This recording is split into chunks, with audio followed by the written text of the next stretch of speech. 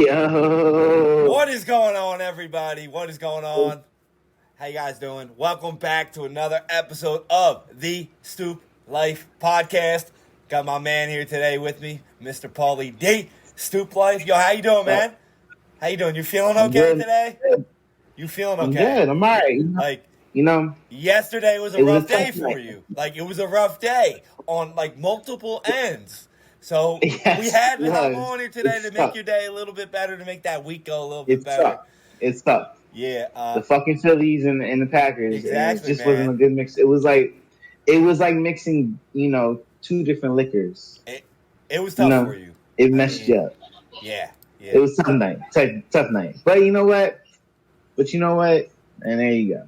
I feel your pain. I feel your pain there. I mean. But she knows. She knows. What hurt worse for your dad here? What hurt worse for him? The Packers losing or the Phillies losing?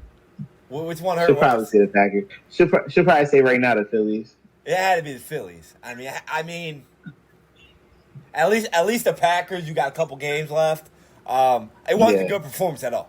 We're going to get into that a little bit here. We're going to get a little bit into that. Tonight, guys, we're going to hit you with a wide variety of things. We're going to talk about our overreactions from this week in the NFL, Week 5 NFL. We're going to talk about our regular reactions because there's not really any more overreactions, quote unquote. There's a couple things we could talk about. More on so about overreactions on who the hell are you going to pick up on waiver wires in fantasy football. I don't know. We're going to talk about that. We're also going to talk a little bit about playoff baseball, mainly the Phillies because we are from Philadelphia.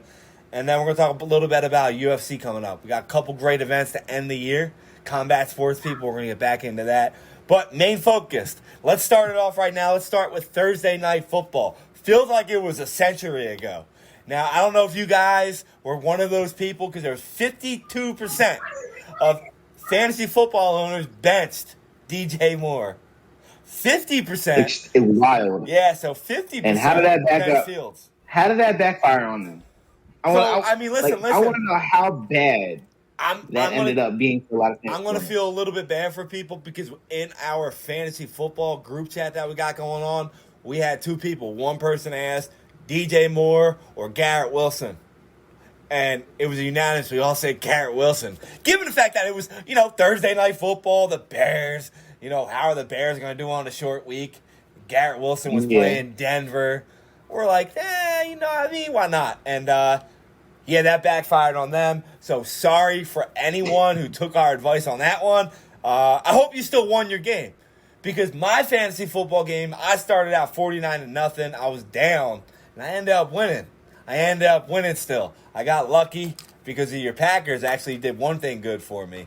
But let's talk about this. Whose performance do you think was actually better long-term, Fields or Moore? Because Moore had 200 yards receiving, 3 touchdowns, but the guy that threw it to him had 4 touchdowns and 300 yards.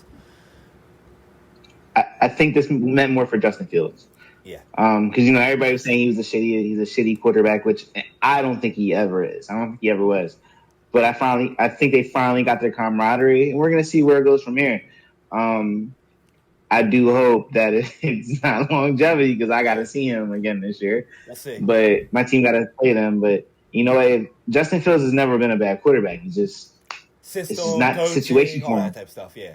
Yeah, that's how it is. I agree with you completely. I think Moore's been a good wide receiver his whole career. People just overlooked him because of Carolina. Then he came over, had a couple bad weeks. He said some shit on Hot Mike where he wasn't happy about getting the ball. But, come on. It is what it is.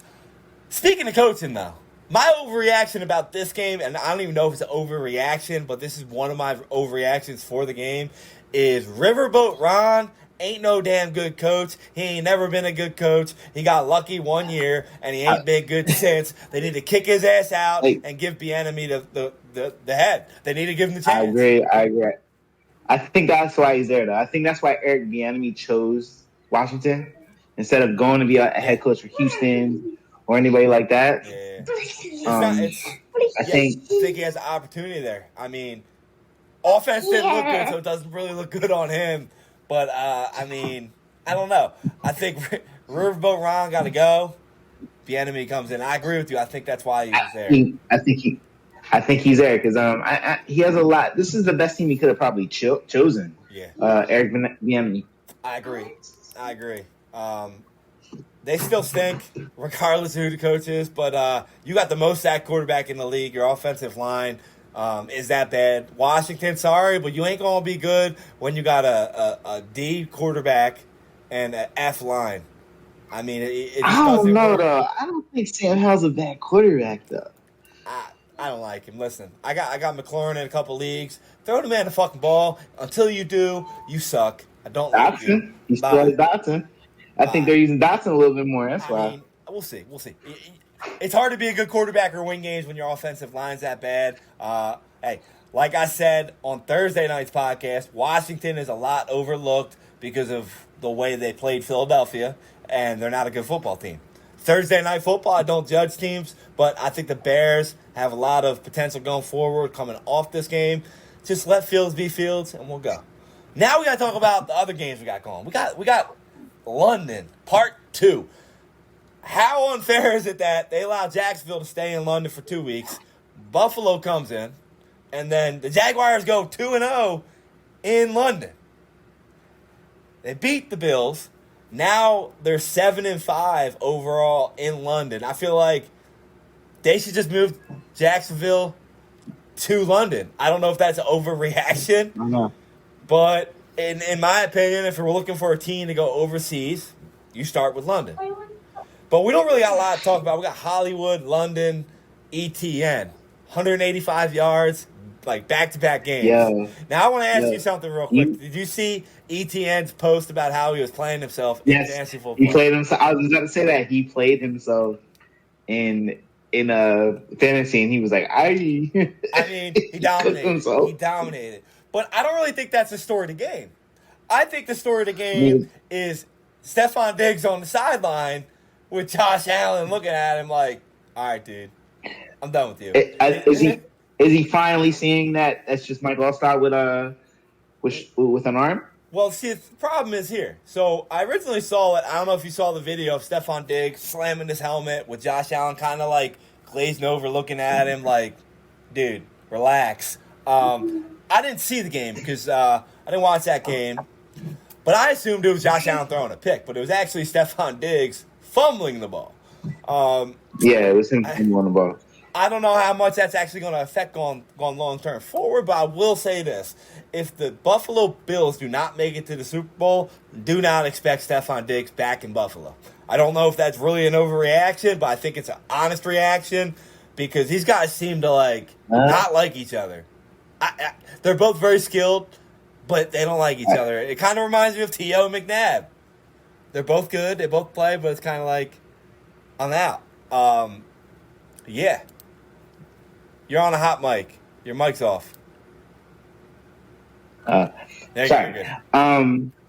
They just don't mesh well. You know, a lot of great players can't play with other good players. Yeah. I mean, I'm not Josh Allen all the time. I do call him Mike Allstott with an arm all the time, but he's still a great player. Yeah. Stephon Diggs. But you know what, though?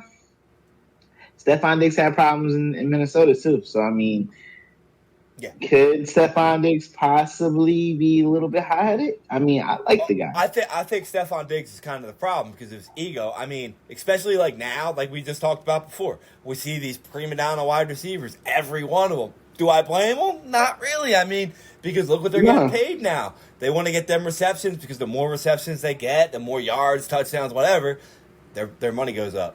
So I don't really blame them because it is about money, but at the end of the day, like Stephon Diggs was freaking out that much at Josh Allen when it was his fault that they lost. I don't know the whole full details of what's going on there, but it didn't look too good. But all I'm going to say is stay tuned for my picks because they get the Giants this week. Lock. They are 14.5-point favorites. They're going to blow them the fuck out. Thank God I got Stephon Diggs in fantasy football. I'm playing Josh Allen. I'm not too happy about it. But, hey, whatever. It is week 5, and there are only 2 teams that remain 5-0. One of them being our hometown Philadelphia Eagles. The other one being the San Francisco 49ers. Which team do you think is better, though?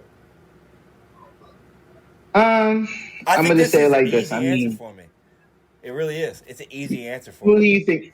Who do you think is better than? If you're being an unbiased fan, how can you not look at what the Niners are doing overall as a collective team and not pick the 49ers? They are dominant on every single side of the ball. It's out there. I'm not even knocking the Eagles. Just the Niners look that good. Like, they just look that much better. They look that good. My next question that was going to be after that, 'cause I was going to say the Niners.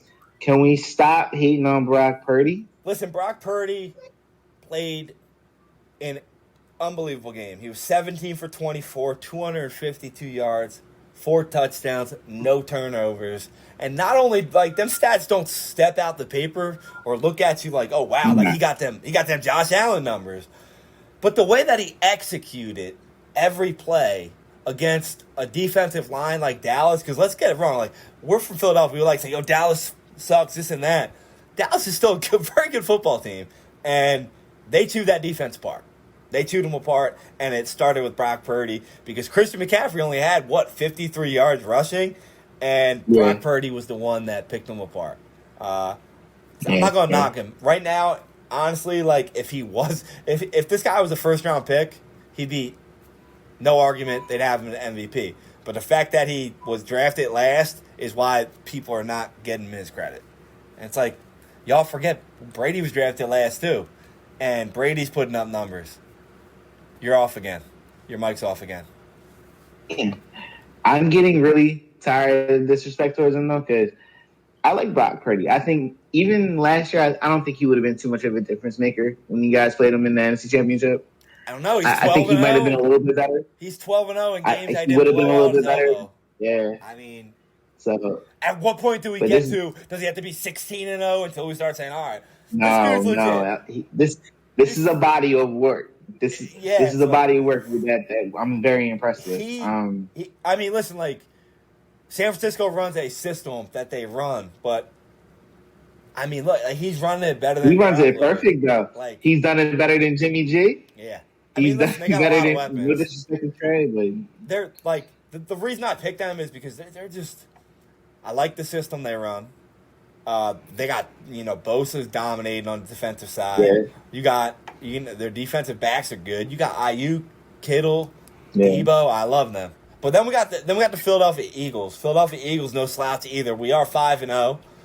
We won 23-14. They should have easily won that game by double digits, given the fact that they out-yarded them. 454 yards for the Eagles, 249 yards for the Rams. So that right there, that number right there, the fact that they only won by 9 and almost doubled them in yards, shows the lack of efficiency that the Eagles are running on offense right now. And I'm not worried about it right now. But is it your coordinator though? Is it your offensive coordinator currently giving you? I think it's. I don't like the way he's drawing his plan up with you guys. And we gotta knock Hurts a little bit. And I love Jalen Hurts. I'm a big Jalen Hurts defender, but the decision making really isn't pretty right now. Yeah, I mean, listen, the one interception he threw in the corner of the end zone, that was a hell of a play. It was a bad throw though. He shouldn't have threw it there, but it was still a great play on top of a bad throw. He did have 303 yards passing, 72 yards rushing. He was good. They finally got Goddard involved, so I like to say the coordinator's coming around, to get these guys involved. I think that was big for Goddard to come out. Yeah, you got to realize that if you get all these weapons involved in the game, it makes it a lot easier. But you still got to, like we said with Fields, you got to let Hurts be Hurts. He's not a pocket passer. Can he pass in the pocket? Absolutely. But he's not your Brock Purdy type of guy. Like, the NFL coordinators and owners and coaches, they seem to pay your quarterback and then all of a sudden just stick him behind the line. You got to let him play while they got that money. He's smart enough, too, where not like Anthony Richardson, he ain't a rookie. He knows how to avoid getting a big hit. So he doesn't really get hit big. So I like that about him. But these defensive backs got to step it up because, listen, I get Nakua. The dude was balling. He had 7 catches on 11 targets. And then Kupp had 8 catches on 12 targets. My man Cook's back, bro. My man Cook came out. I was like, I still got it. My overreaction for these guys right here is the fact that it might not be an overreaction. It's actually an honest question I have for you and I have for other people listening. If the Rams, they're 2-3 right now. Let's say they missed the playoffs and Nakua balls out and keeps doing what he's doing. Where's Cooper Kupp go? You keep his ass. You're gonna keep both of them when you're gonna have to get. You don't think Cooper Kupp? But you could trade him. You don't think Cooper Kupp's okay with being number 2? No, I'm not. Not even arguing that. I'm just saying if they are a missed a playoff team, Matt Stafford's older. You're gonna look for a quarterback in the draft. Could you possibly trade him and some picks or another player to build? Because what if Aaron Donald retires? That's a big hole you got to fill there. Cooper Kupp's a big piece. You got a guy like Nakua that can easily replace him. Like, look. The only reason I bring it up is because you remember what the Rams did with Jared Goff. Once Jared Goff was starting out on his contract year, they traded him. And they rebuilt it. That's why they traded him. So it's like, Cooper Kupp, how much money is he going to ask? Because he's still a beast. So it's like, hey, I don't know. Because Nakua ain't getting traded, but maybe Cooper Kupp. The injury, history is big, so maybe he could be getting traded. I'll take him on my team. It's a shame, but shit. I mean, but a lot of things got to factor in. That the Rams never really had a sturdy run game. Yeah, so he was getting a lot of action. Between two guys, they had 23 targets and 15 catches. Like, crazy. It's crazy. I mean, crazy. And they're both running like the identical routes on the opposite sides of the field. It's me personally, I keep them and I hope Stafford stays healthy. And they get I don't know, because they're not a bad team. Maybe they get another running back. I don't know. There's probably going to be some players out there that are available if you can find any healthy. But yeah. What do you think about Joe Burrow? Is my guy back? Shout out to all y'all that put Joe Burrow on the bench this week, because I knew a couple of you. I played him. I played my guy because if he wasn't going to ball against him, he played Arizona. If he wasn't going to ball, I had to play him. Listen. Joe Shiesty, we're going to see if he's back next week. I don't think he's back. I think he got that Daniel Jones effect from 2 years ago when he's like, or when what's it called, Eli, when Beckham was a pro and he just threw it up. Beckham caught it. It was just like, yo, just throw it up the chase, bro. Like, that dude can make plays. I mean, just throw it to him. Yeah. What did Chase say, though? With Chase, I'm always fucking open. That's what he said. I'm always fucking open. He said, excuse my French. I mean, he said, I'm always open. He's not lying, though. I mean, he literally was open. He had like 21 targets. It was so crazy. What was his numbers here? I have him here. He had 15 catches, 192 yards, and 3 touchdowns. Yeah, 92 yards, 3 TDs. Joe Burrow went 317 yards, 3 TDs, and 1 interception. I mean, I'm not going to say he's back yet. I didn't watch his game film on him yet, but, I mean, judging by that, it looks like he was. But at the same time, you're playing the Arizona Cardinals. So I don't know. I hope he's back. I like the Bengals, but we'll see. Yeah. We'll see. I'm a big Joe Burrow guy too, but I don't know, man. I don't know how things are looking right now. Yeah, they got to get it together, bro. I'm gonna have to say, give him a couple. The division get real ugly real quick, if you know what I mean. So that division is not. It's not pretty, bro. It can get ugly. Yeah, we're gonna keep it. You lose a game in that division, you easily lose the division. I mean, I don't know. Right now they're 2-3. They're only 2 games back or 3 or 1. They're 1 game. Think about it, they're 1 game back because the Steelers somehow beat the Baltimore Ravens 17-10 with like no offense playing at all. Like, what happened? What happened in Baltimore? The Raven, you know what it is? Lamar doesn't play well against Pittsburgh. He never does. That's why I'm glad. 2-5, I believe. He's not good. I want all of you guys right now that are listening or watching on our YouTube at Stoop Knockout to go look up Lamar Jackson's actual stats for that game. And then go look at the team stats. Lamar Jackson only had 236 yards in that game, but he had a quarterback rating of 92+. That's because they had 7 drops. They're wide receivers. 7 drops, bro. Yeah, those wide receivers are trash, bro. They're not good right now.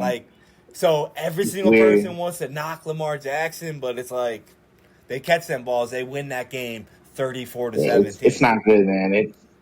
The receivers drop. It looks like they had a bunch of Kentavious Tonys out there. So I mean, listen, they were still up 10-0. They gave up 17. Yeah. They gave up 14 points in the fourth quarter. How good is Mike Tomlin, bro? Like, how good is Mike Tomlin? Like, This dude just wins, bro. Like, unbelievable. Hall of Fame coach. There's nothing else you could say. He's a Hall of Fame coach. Now, I'm not one going of the greatest for a reason. I'm not going to pick the Steelers to continue to win that division. I'm going to take Baltimore. But this win right here is a very, very good win for the Steelers going forward. If they could somehow manage to figure out how to get that run game going, they could be pretty good. I agree. I like that too. Do you got them winning the division, Baltimore or Pittsburgh? Or do you got the Bengals coming back? That's what I'm saying. I don't know who's actually going to win this division. This is the ugly. I'm not saying ugly in the ugliest way. I'm saying like this is a hard division, bro. It is. This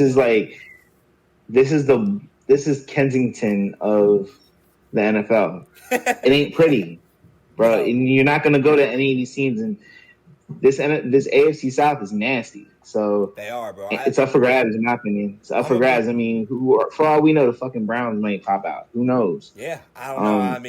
I don't know, man. It's weird, man. You know what though? It's old school football. That division comes with old school football. Yeah, and I love it. So let's talk about a little bit of wild numbers that we had from this week.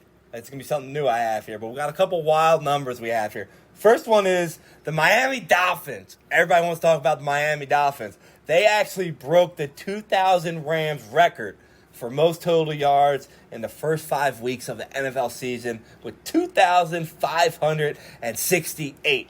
I don't have on top of me what the number for most yards in the season is, but I'm going to say they're going to break it even though they just lost Achane, the running back. They got Mostert. They're going to get Wilson back.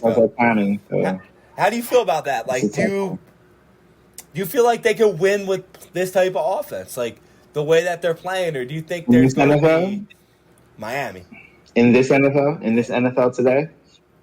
I mean, Patrick Mahomes just had a record year last year with yards. I mean, it's about airing motherfuckers out. Yeah, I mean, they just traded for Claypool. They got your boy Robbie chosen. It's actually Robbie Anderson. That's why I didn't know who the hell it was.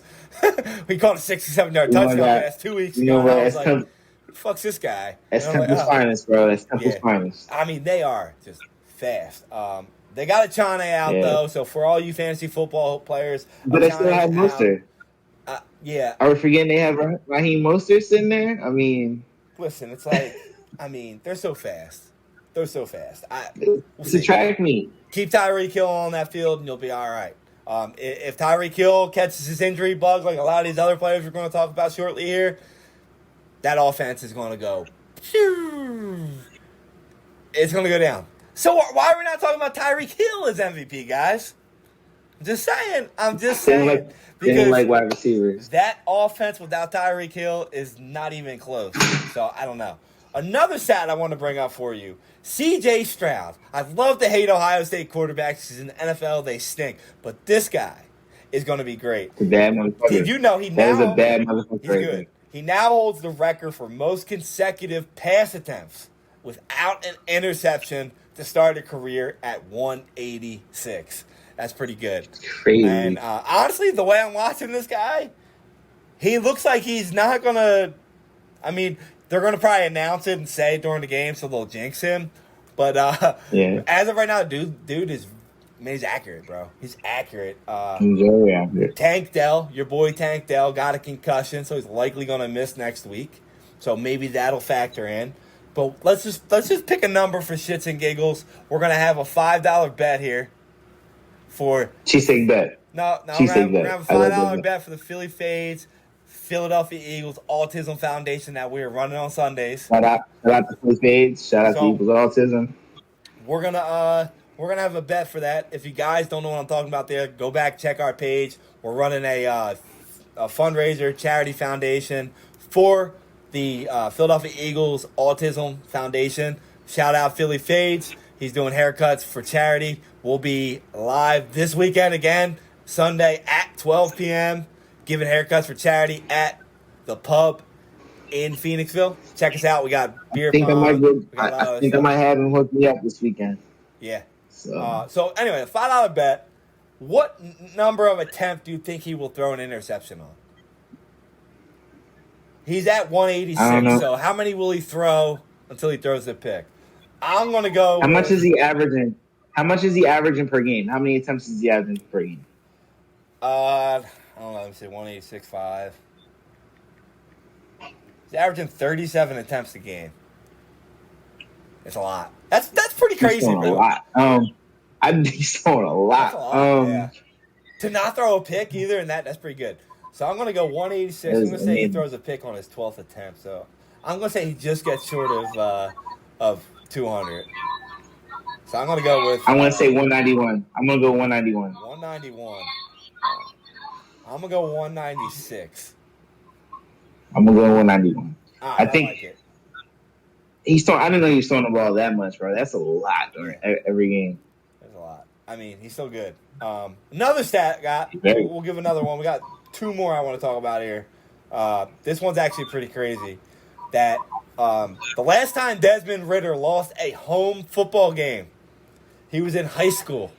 He's 31-0 at home across NCAA and NFL. That's a crazy stat, bro. Considering the fact that Atlanta hasn't been good at home in the last couple of years. For all you bettors out there.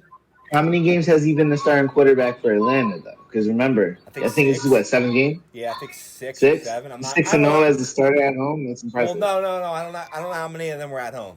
Maybe 3 or 4 of them were at home in the NFL. I don't know. It's pretty good. It's not bad. That's crazy. But my last stat I want to talk about before we get into some of these injuries and the playoffs real quick. The Giants. We all know how bad they are, but do you know how bad they've been? They are the only team in the entire NFL that has not taken a single snap with a lead this season. 5 weeks in, 0 snaps with the lead. And like I said, they play the Bills this week, so might as well flip it over another week. Giants fans, y'all are dumb. You're in trouble. They're in trouble there, man. But, yeah, it's in trouble. But real quick, I want to talk about some of these injuries because, we talk about it every week. But if you're a fantasy football owner and you need a running back right now, good luck. You're in trouble because we got A10 out. Couple weeks, hamstring injury. We got James Conner going to the IR, knee injury. Typical James Conner, gone. I forget the backup's name in Arizona, but good luck. He got some weird ass name. Don't know. Khalil Herbert. Doubtful. He's probably going to miss 4 to 6 weeks with a hamstring injury as well. The big injuries of the week, though. Justin Jefferson. Justin Jefferson's going to the IR with a hamstring injury, likely to miss 4 to 6 weeks. I want to talk about that real quick. What happens if they lose all 4 of those games? Justin Jefferson come back? What's going to happen? Minnesota's about to implode real quick. Because you got Kirk Cousins. Did they just pay him on there? Did they just pay him? No, Kirk Cousins is on a contract year, but he cannot be franchise tagged. So they're in trouble. Well, they should trade him, right? But there's a rumor. I'm enjoying it. I'm just going to keep it real with you. I'm enjoying it. What do you do with Kirk Cousins? I think he is what he is. I don't hate Kirk. I think he's a better Phillip Rivers. So if you're Minnesota, do you try and sign him back to a reasonable deal? Or do you trade him or let him walk? Given the fact, like I said, I'm trading him. I want a younger guy.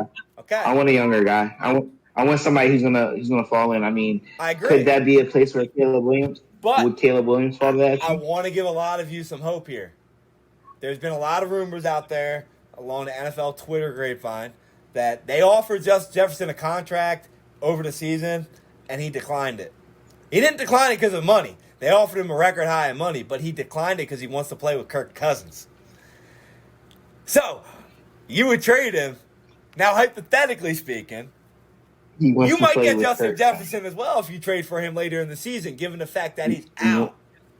Man, like I said, they're going to implode real fucking quick in Minnesota. Take some notes from Chicago. You're in the division. Y'all, dude, it's going to implode real quick there because I think you trade Kirk Cousins. If you lose next week, you're already three games down. You can't stop anybody. You can't just let him walk. You can't just let him walk. You got to trade him. But we'll see. I mean, if they tank and get Caleb Williams, I'm pretty sure Justin Jefferson will be pretty happy, and that'd be pretty scary, but we'll see. Another injury we got.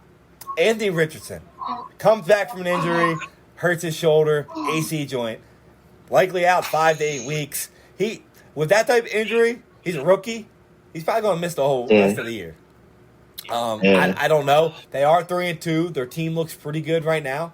I think Gardner Minshew might hold them over. I honestly think for next couple weeks he could.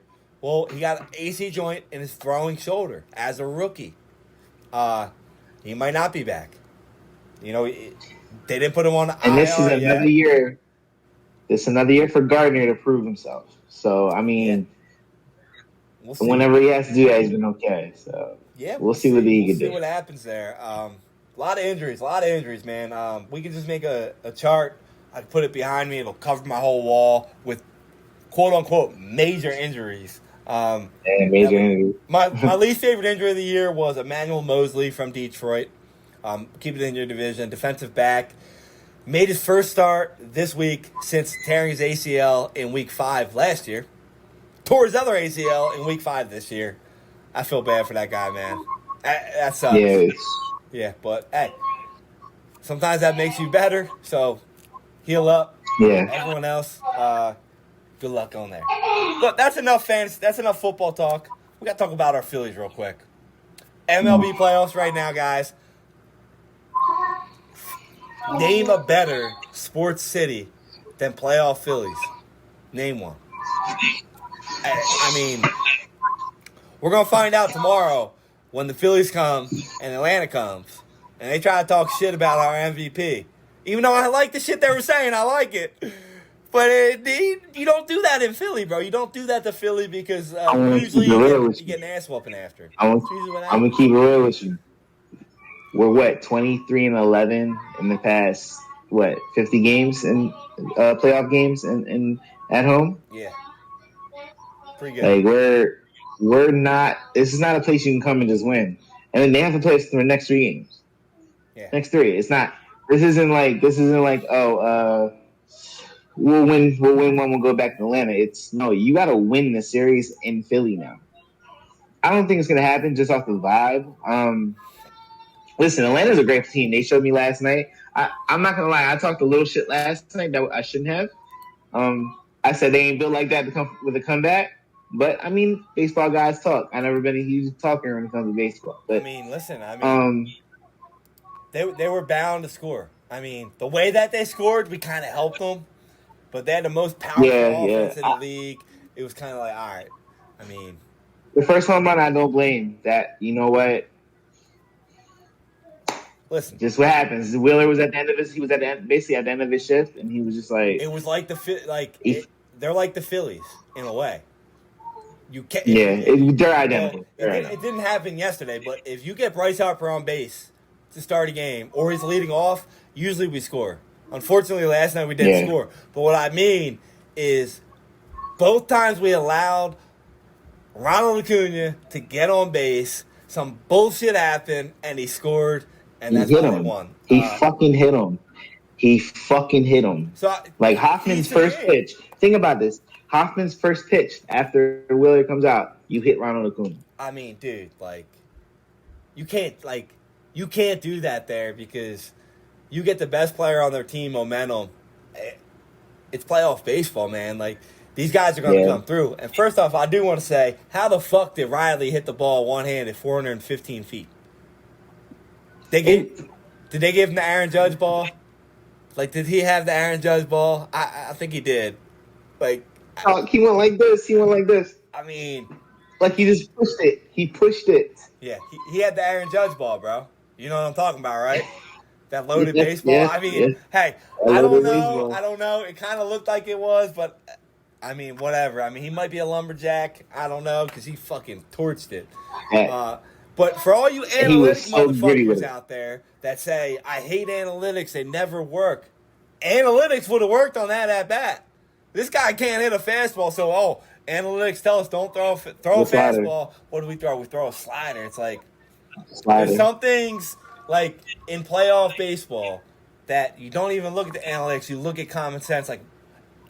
Everybody knew this guy wasn't a fastball. Like every single time he got hit, threw a fastball to him, he whiffed. Just threw it. It is what it is. I mean, it's 1-1. Now we got a 3-game series. Home advantage, Philadelphia. I think I like our chances. I do. I'm not going to guarantee that we win, but we'll see. I think we can take 2. No guarantees in Red October. No guarantees in October.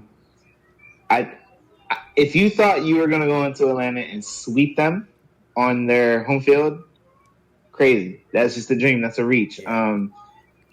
The thing that pissed me off about last night was how we lost. Shout out to my man. Yo, he made a hell of a play. He did, man. Michael Harris Jr. made a hell of a play. I thought that ball was gone, first of all. Like, he went far. If it would have hit the gate, Bryce is scoring. Yeah. Speaking of that, what are your thoughts on Bryce Harper? Because I was listening to 94.1, 97.5 today, and there was a lot of mixed emotions on what they think about Bryce Harper's base running in that situation. What are your thoughts? Why are we talking about his base running? And because we lost not Trey Turner's and not Trey Turner's 2 errors more. Well, because the end of the game was Harper. Yeah, but Trey kind of started it. Yeah. But I don't blame Bryce for it. As much as I want to be like, you're a fucking asshole for doing that, I think he made a baseball decision because I think he thought that was going to hit the wall. Yeah, I agree. I don't think he was sitting there like, oh, I'm going to run regardless. I think he saw with his eyes, I'm going to hit that fucking wall. Yeah. It's going to hit the wall and I'm out. I mean, it looked like it. It looked like from our eyes.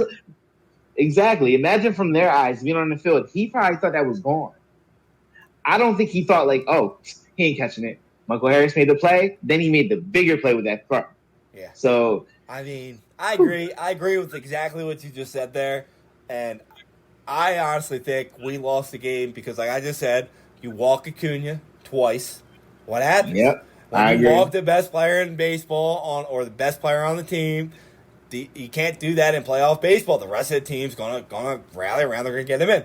And I honestly think if Trey Turner doesn't make that first error to allow them to score first, I think we shut them out again. I agree. I think it's a shutout again. I mean, it's been Trey's knock. It's been Trey's knock all season though. He has 23 errors? Oh yeah, in the regular season. One of the fastest players in the league. He's one of the fastest players in the league, but he has 23 errors in his whole season. So, I mean, that's not great for a guy in this position to have.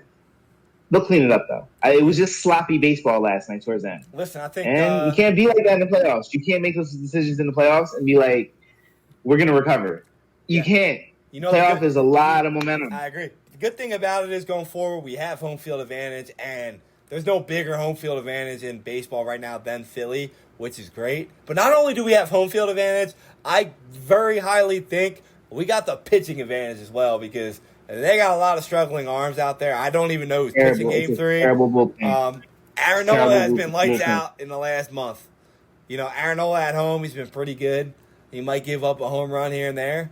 But when it comes to playoffs, he's been solid this season. He's been pretty good at the end of the year. He's been good in the playoffs last year.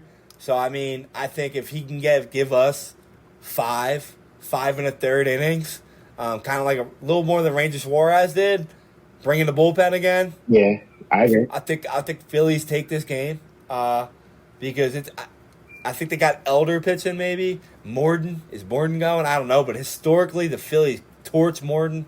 I looked up the stats. So please pitch Morton. We kill him. But I don't even know if I think he's on the IL still. I don't know. They didn't update it as of now. But I predict the Phillies to take Game 3. And then we'll look at Game 4 going forward. I don't want to make a prediction because I don't know. We'll be back Thursday for a reaction. So, I mean... Yeah. I think the Phillies, bad taste in the mouth. Bryce had this look in his eyes that I've seen before. We've all seen before. He had this look in his end of the game where he was like, that's the start of a tear for him. Not even being biased, like, it's hard for me to pick the Braves to even win a game in Philly. Like, it really is. Tough, yeah. I mean, but then again... Especially if it's not... Spencer Strider's not pitching, and unless it's a game 5. I don't think it matters who pitches, though. That's the thing. I don't think it matters who pitches for them because at home, like the team, they're just so elevated. The way the crowd is with the team, it's just like it's unbelievable. Yeah. But then again, it's not the place you want to. Yeah, you got the Astros right. Just won 9-1 in Minnesota. So, I mean, the road team is not a complete bust. Like, there's no chance that you can't win. But Minnesota is not Philly. But 14 hits by Houston tonight, 9-1. They're up in the series 2-1. You think they're going to close that series out, Houston? Fuck yeah. Yeah, I agree. I hate to admit it. Houston's always that team, so yeah, I think they close out. This round. We got the other series going on right now. Texas is leading the series 2-0. Currently leading the game 1-0. I think that's a sweep. I think Orioles were way ahead of schedule. Way ahead of schedule. Great season by the Orioles, but way ahead of schedule. Yeah, Texas. I agree. I think Texas is a good team, man. I love that. I love their manager, bro. Yeah, I love their man. I love Texas manager, bro. I do. He's a winner, bro. When he was San Fran, I was like, damn, this guy don't fucking lose. Yeah, man. He's like a vampire, bro. He's won. He had those Giants he's competing. He has won 12 of his last 13 playoff series. That's unbelievable. Crazy. The last one he lost in the World Series. It's the only one he lost in the last 4 appearances. He's definitely going to give. Houston's going to have a hard time with that. I'm going to say that right now. Hey, man, they know each other. Division. I think that's the matchup. What do you think about Dodgers Diamondbacks? They do. Same state, too. We think Dodgers are down 2-0. And Diamondbacks are shockingly. The Diamondbacks, man.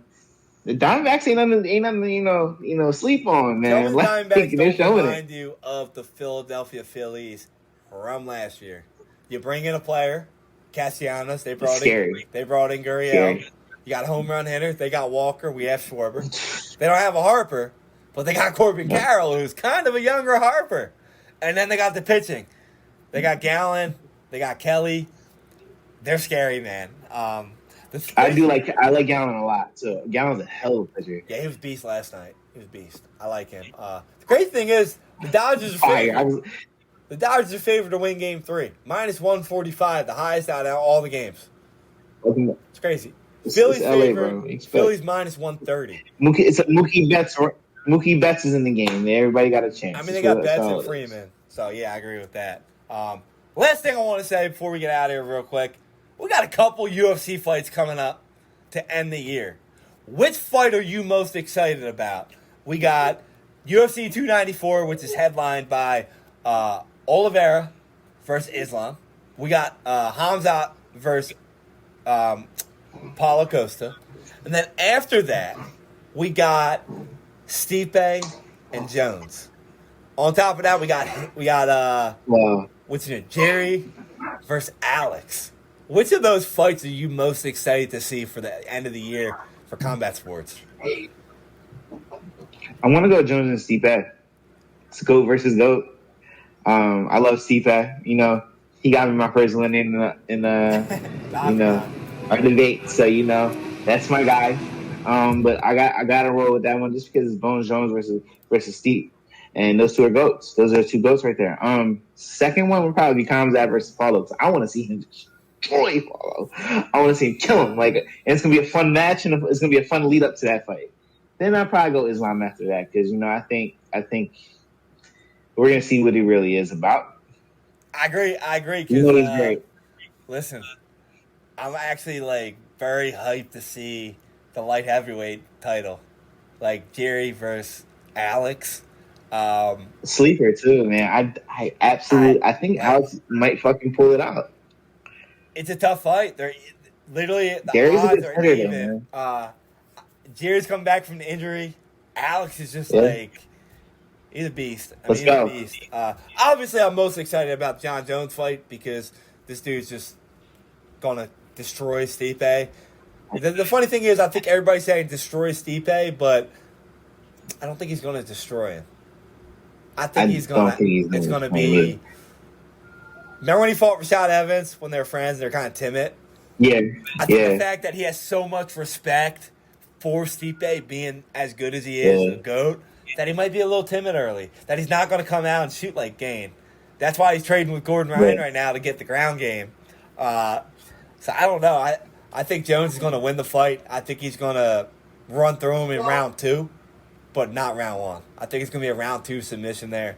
But like UFC 294 is stacked. We got all the Russians versus all the Brazilians. It's literally like 8 of them.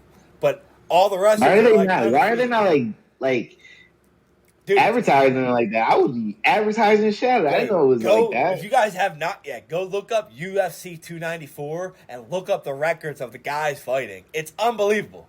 You got some of the like. There's like Evelev. He's like 14-0. You got Ankalev. They're all Ev. They all end in like Ev. Mokalev. They're all like 14-0, 15-1, 22-1. They're all unbelievable. So like they literally made like it's literally Russia versus freaking Brazil, like the whole fight card. So that fight card's stacked from top to bottom because it's going to be a war. So for you combat sports fans out there, be on the lookout. Read some of the names they got. They're all like Olev. Read like a couple of them. For 295? Yeah, you got 294. That's all the Russians, right? Yaz Island. I do. No, that is 295 is Jones and 294. 294 with the 35 Russians. Oh yeah. Read like 4. Oh my God, you got Johnny Walker. You got Islam and Charles. You got Paulo versus Cosma. You got Magman versus Johnny Walker. That's right there. That's headlines right there. Great fight. Amadov versus I can't pronounce Ikrim's last name, but yeah. Then you got Saeed. They're all Russian and Brazilian, bro. Just say that last 2 letters, Ev, Oev, right? They're all yeah. But don't sleep on that fight card. That fight card is gonna be great. That is in 2 weekends from now. So be prepared. We're gonna have a lot of podcasts because I do a lot of my picks on the Stoop Life. I do a lot of the pick-em picks, and going into the year, we're like 79% on the year picking them. Last fight card though, I was really bad. I was actually 3-7. That was bad. That's bad. Like everybody that I thought was gonna like win got like knocked out. Like it was pretty bad. And it wasn't just me. Like I follow a couple of these other guys that pick them, and they're like, dude, these UFC Apex, these little cards, man, these guys it's tougher. So I don't know. We'll see. But be ready because we also got a couple good boxing fights coming up. Maybe not good, but we got Francis versus Fury coming up. So we're going to be back on. We're going to talk about that a little bit. I don't know how much of a breakdown we'll give you, but we'll give you some satire comedy of what we think is going on. I don't know how much y'all want from me on this breakdown because I don't have much to say about this breakdown. What's that mean? So we're going to talk about the possibilities of Francis if he wins. And what's actually next for Tyson Fury because he signed with Usyk, so we'll talk about that. That's the fight I'm very interested in. So I mean, that's the fight I already have. I actually have that broken down on my phone already. I have my notes and everything. How I think that's going to play off, but I think hopefully Tyson Fury goes in there against Ngannou and it's just like, all right, let me take it easy because Ngannou still does throw bombs. So let me take it easy now. The punching power. They showed like 2 of them in pads. Like it was Francis versus Wilder, and Francis hits like twice as hard as him, bro. But it's like you gotta understand precision. It's not just about how you hit; it's about where you hit and how you hit. So it's like, I mean, the dude hits hard as hell, bro. But like, we'll see. Can he actually get the right angles? Can he get the right angles? Can he get the right timing? Big difference. Everybody has. It only takes one punch for anybody, but. I just think Tyson's going to toy with him. I think he's just going to, make him dance a little bit and probably, Tyson doesn't look like he hits the hardest. But the thing is, he's so accurate with his punches. He kind of dices you up on your face with his jab. Then he leans on you. I don't think he's going to He leans on you. I don't know. I don't think Francis I don't know if Ngannou is going to be able to handle all 300 pounds leaning on him. He's not going to hit him either because the fight that he has after the Ngannou fight with Usyk is like a month or 2. It's like nothing. Yeah. So he's not going to get hit. He's not going to get hit. I feel like it's going to be a postponement. I'm going to keep it real with you. I'm going to keep it 1,000 with you on this one. I feel like that would make sense, right? Francis might take a bad, injury in training. Then we're gonna move on to Usyk and That's what I thought, Tyson. Too. That's what I thought. Then we're gonna get Ngannou versus like some random boxer. Then we'll get Tyson Fury versus Ngannou. Yeah. That's what I think is gonna be. The business mind in me, that's what I see. I think he's doing this Ngannou shit to keep his name. He wanted to keep his name kind of relevant. But now that he's signed, and getting the camp. Exactly. Yeah. And that's scary, very scary. I don't think Usyk's gonna have a good time in there with him. Yeah, but we'll see. About that we'll see. I'll break that down for y'all. Don't worry. Yeah. But all right, man. It's no disrespect. Yeah, I agree with you. But guys, we had a lot of content going on tonight. Hope you liked our reactions for the NFL, our little pump up for the Phillies, and the combat talk we got going on here. Be sure to check us out on Instagram at Stoop Life Sports. Check us out on Facebook at The Stoop Life. And then check us out right here on YouTube at Stoop Knockout. And we'll be back on Thursday with our picks. Because 2 weeks I've done picks. 2 weeks I wanted to pick them. So be back because we're going to win another week. But Paulie, it's a sign. It's a sign, brother. When you do your pick'ems live, you have a better chance of winning than you won it when I was on there. So if you get on there, you might win. We'll see. So that means for some of y'all who like to talk sports. Yeah. How about y'all come on the podcast once in a while? Maybe you win something. Maybe. I mean, good luck. Gotta beat me. I give my picks away, but you gotta beat me. People love to take those picks and change a couple and they lose. But hey, I'm just saying. When I dive into them, we're pretty good. But we'll be back, guys. Thanks for listening. Paulie, we'll catch you later. Go Phillies, baby. Go Phillies. Later, everyone. Yeah.